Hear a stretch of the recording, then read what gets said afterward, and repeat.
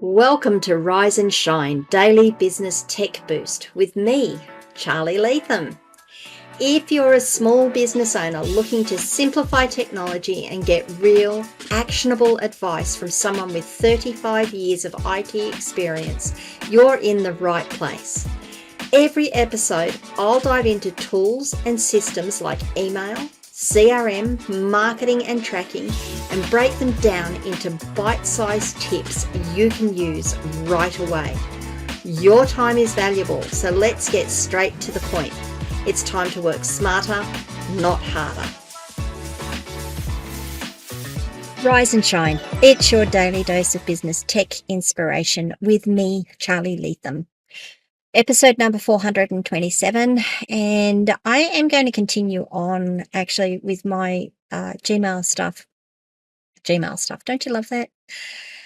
Yesterday, I talked about adding an alternate email address to your Google Workspace account, or an alternate or an alias email address to your Google Workspace account. Today, I was looking through the settings. I thought, oh, that's a really good one, actually. People aren't aware of it. I have lots of people who have Gmail accounts, lots of clients who have Gmail accounts because they've had them for years, and then they set up a web server and they get an email address on the web server, and what they want to do is forward emails from their web server account or their web server email to their Gmail account because they like the Gmail interface. They're not quite ready to pull the gun on a workspace subscription, which I really think they should. I think that's really good business practice, but I get that they're not quite ready to do that. But they do like the Gmail interface. They don't like the webmail interface. And what they try to do is they set up a forward, typically in cPanel, to forward any email that's sent to their address on the web server into their Gmail account. Now, that is perfectly workable. It works just fine. It is actually not recommended practice, and I can show you, and I'm going to show you a better way of doing that within your Gmail interface. Now, this does require that you have a POP3 account on your web server. So if you have had an email account set up for you on your web server, it is most likely a POP3 account. You will need some settings from your hosting provider or the person who manages your hosting for you. Normally they're sent through to you in an email. You may have missed them though, which is quite okay. That happens. I keep records for all my clients and make sure that they know where to find them. It happens. So what I'm going to do is show you how within your Gmail interface, you can actually have Gmail go out and check your POP3 account and check multiple POP3 accounts and draw all the email out of those POP3 accounts back into your Gmail account. And it's far more reliable. If you can get it working, it's far more reliable, and it's actually the recommended way of doing it. So let's continue. I'm going to flick across to my screen share. Here we go. So I'm in my Gmail account. If you watched yesterday's episode, you will recognize this again. It's going to be all blurred out. And we don't need to do anything in the admin panel to start with. We're just going to do all of this now within our Gmail interface. The thing that I'm really going to encourage you to go and have a look at is the settings button, and go and have a look at what you can do within the settings. But today we're going to look at one particular thing because that's always the easiest way to do it. So go into your settings, and once you've clicked on the cog, you've got all of these options here. Click on See All Settings. Far easier. Once you've got into there, go across to your Accounts button again. Now, we were there yesterday.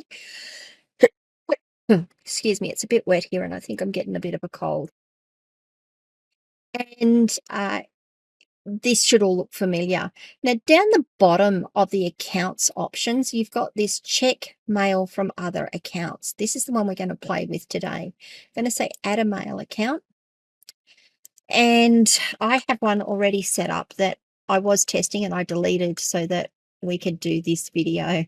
So put in the email address that you want to go and check. So this is the address of your server inbox, your server account. When you come to here, make sure that when you put your username in, and particularly if you're using a cPanel, like you're getting mail from a cPanel account, it's typically the username is typically your whole email address. If it's not, you will need to make sure you put the right username in here. Put in your password. Now, in my case, this is actually picked up what the POP server is. You will need to get the POP server from your web hosting provider, and you'll need to check what you'll need to put that address in there. So I've put the POP server address in here, and then you'll need to choose the port. Now, the port is really, really important. And again, these are the settings that you will need to get from your hosting provider or the person who's looking after your hosting or who has set up the email addresses for you. So the port, you've got a couple of options, 110, 143, 993, 995. There's a few more here. 110 is what I know that this is set up for. It should be 995, but it's 110. That's fine. We're going to leave it there. I know that works. That is all you actually need to do in this screen to test it and make sure it works. There are a few other settings that we're going to have a look at. First one is leave a copy of the retrieved message on the server. I'm not going to check that. When my Google account goes out and checks my web server, I want it to delete anything that it's already brought across. The reason I want it to delete it is I don't want to have that email account filling up, that inbox filling up and taking up disk space, because that's a real problem. So I have it deleted. If you wanted to leave a copy there, you could absolutely check that. If you are using 995 for your POP3 account, you have to say always use secure connection when retrieving mail. But that's only if you're using 995. You also may be told that you need to use SSL. So do again check with your hosting provider whether you need to use SSL or not. With always use secure connection SSL when retrieving mail, you will need to check with your hosting provider or the person who looks after your server or the POP3 mail server to see whether you need to check that button or not. Other options you've got, the final two options you have is you can label an incoming message however you want. In this case, you can label it just with the email address that you're checking. I don't think that's a bad idea, because then if you want to find everything that's come into that, labels in Google Workspace work a lot like folders. So you can just go to that label folder and find all the emails that have come in on that. The other things that you can do, or the other labels, if there's no labels already set, you can create a new label and label it however you want. I haven't, and I'm going to do it on this case. I like to label it, because then if I just want to go and delete them, I can just hit that label and say delete everything in that label. The other thing you can do is archive the incoming message. Which means skip the inbox. What that means is it just won't go into the inbox. It'll go into the label, and it will just disappear out of your inbox, so you won't see it in when you go into your folders. Oh, sorry, when you go into the first screen of Gmail. Unless you are just getting that mail just to have it in this Gmail account, I highly recommend you do not do that. I've had too many clients say it's not going into my inbox and I can't find it anymore, not realizing that they've hit this button or they've set up a rule to archive it just to go to the inbox. So don't, please, I would recommend you don't. Entirely up to you, but I would recommend you don't. Once you've set all of this up, you click on Add Account. It is doing something. I'm being very impatient here. That has gone off. Okay, now what that's done is that's gone off. It's tested that it can log into the account. It's made sure that the connection is there. So there's no problems that you've set this up and it's not going to retrieve the mail. If there is an error at this point, it will pop up and tell you that there is an error. Right now, you're going to be asked whether you want to be able to send mail as the address that you've just set up, or not. Now, honestly, I'm going to say don't I'm going to say no in this case. In another video, I will come back and do sending mail from this to be able to send as this address. If you say no and then you want to set this up so that you can reply as that address and send mail as that address, it will fail. It will fail because you don't have permission. And if you go back through a couple of my other podcasts, you haven't given Google permission to send on behalf of that domain, so it will fail, it will get spammed, it will cause all sorts of problems. Cats and dogs living together, madness. Okay, so I'm going to click finish. Now, once that's done, I'm just going to refresh this screen. Okay, so now that I've done it, you will see here under check mail from other accounts, I have that address. It says POP3 here. And then it tells you the last time it was checked. You can check the history of it. So if we go view history, tells you how many emails were fetched, or the date and time it was checked and how many were fetched. Can I close that window? Yep, that's the right window to close. You can delete it. You can edit the info. Or if you really want to, like, you're waiting for an email to come through and it hasn't come through, just come here and click on the check. Okay, that's just a blip. Sometimes it blips.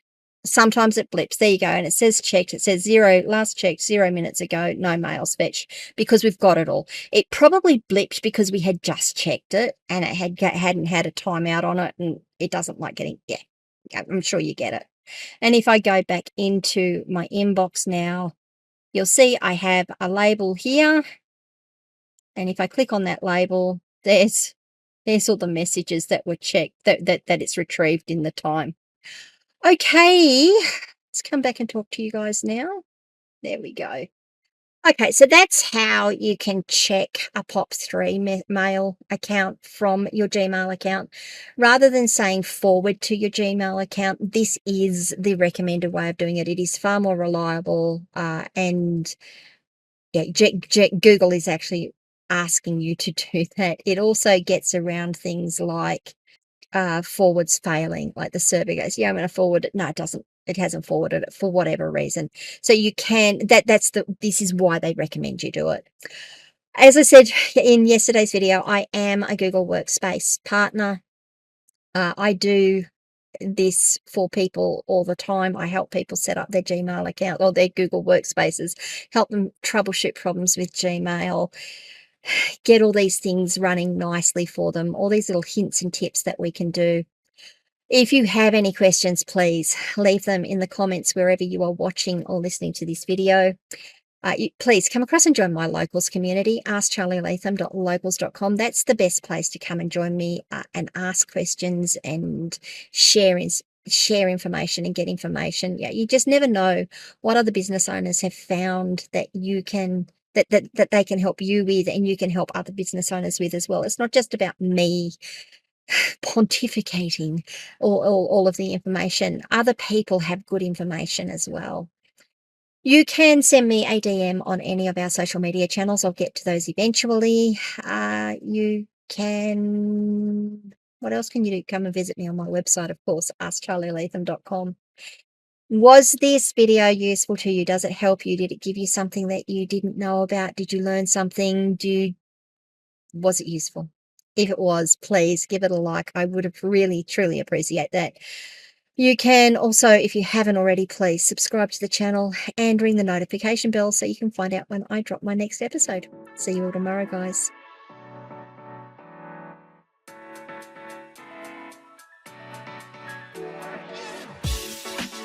Hey there, thanks so much for tuning in to Rise and Shine, your daily business tech boost. I hope today's episode gave you some actionable insights that will make your business tech work smarter for you. If you found value, be sure to subscribe, leave a review, and share it with other small business owners who could use a daily boost. For more tips, tools, and resources, visit www.askcharlylatham.com. Until next time, keep rising, keep shining, and let's make tech simple together.